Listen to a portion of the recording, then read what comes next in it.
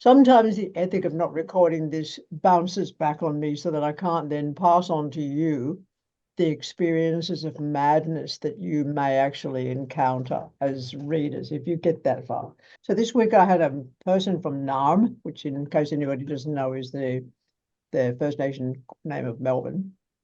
And I know I've done this person before because their name was familiar and they're also part of on my newsletter. So they throw out the cards in their kitchen, and in no particular order, you've got the devil card crowned or covered by the death card. You've got the tower above it, ten of swords below it, the temperance card to the left of it, the justice card to the right of it, four fucking way shower cards up the side, and you've also got three in a fan shape off to the left, which is the emperor, seven of swords, the empress card to one side.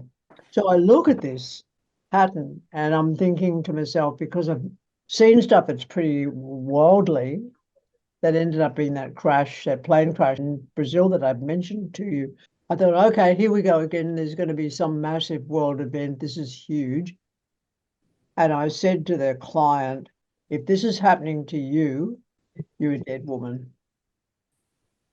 And instead of what I anticipated, which was, yeah, go and explain that, she starts screaming.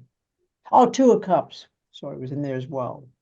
She starts screaming and screaming and pulling and rending at her T-shirt and ripping at her clothing. She'd been raped the previous week, but she'd also dealt in MDMA. She'd also dealt in methamphetamine. She was also DMT'd up to the eyeballs. And she took Lovers As You Like. She also charged for sex when she possibly could. There was so many layers to this. But what came out of it, because I did that first one, and I said, look, I can't do any more maps. You've just got to talk to me. You've just got to get this out of your system. You've got to talk. So she started. And I actually put up with it for the full hour. And I went on and I did the second map in the Dead Reckoning, probably 3/4 of the way through this. But in the meantime, she talked, and the talk was all about how she's been savagely attacked through her third eye by this particular person who's manifested in her environment through the base chakra, and she's done this and done that, and it just went on and on and on. Her life was completely and absolutely 100% delusional. Now, is she going to die this week? Probably. Is that what it looked like? Yes. Sometimes you get a gut feeling, but do you override that?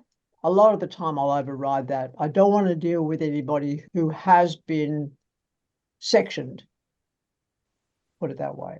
Now, this person hasn't been sectioned, but she is so dangerous, not only to people like me, who's just got to sit there and listen my way through it until such time as I can have a little look and see that she could maybe get past this.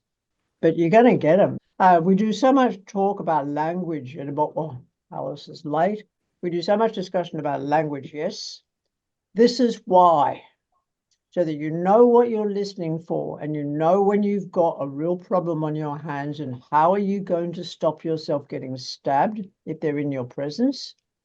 How are you going to stop yourself being this information which is being recorded, ending up in a court, ending up in a psychiatric institution, and your name being called and you being contacted because you have in some way backed up this person's insanity?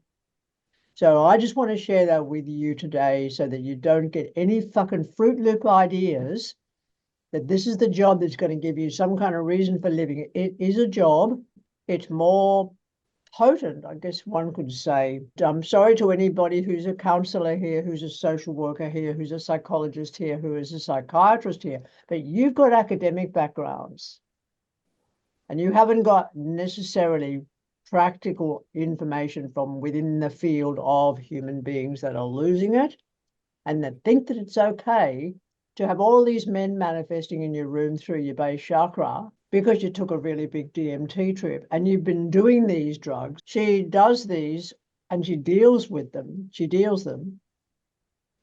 And she has been doing that for 20 years. So where's the edge? A person could take one ayahuasca journey and it could backfire. If they smoked pot that afternoon, if they dropped some DMT earlier on in that day, and none of you, and including me after fucking 45 years, I still can't necessarily pick them until they're right in front of me.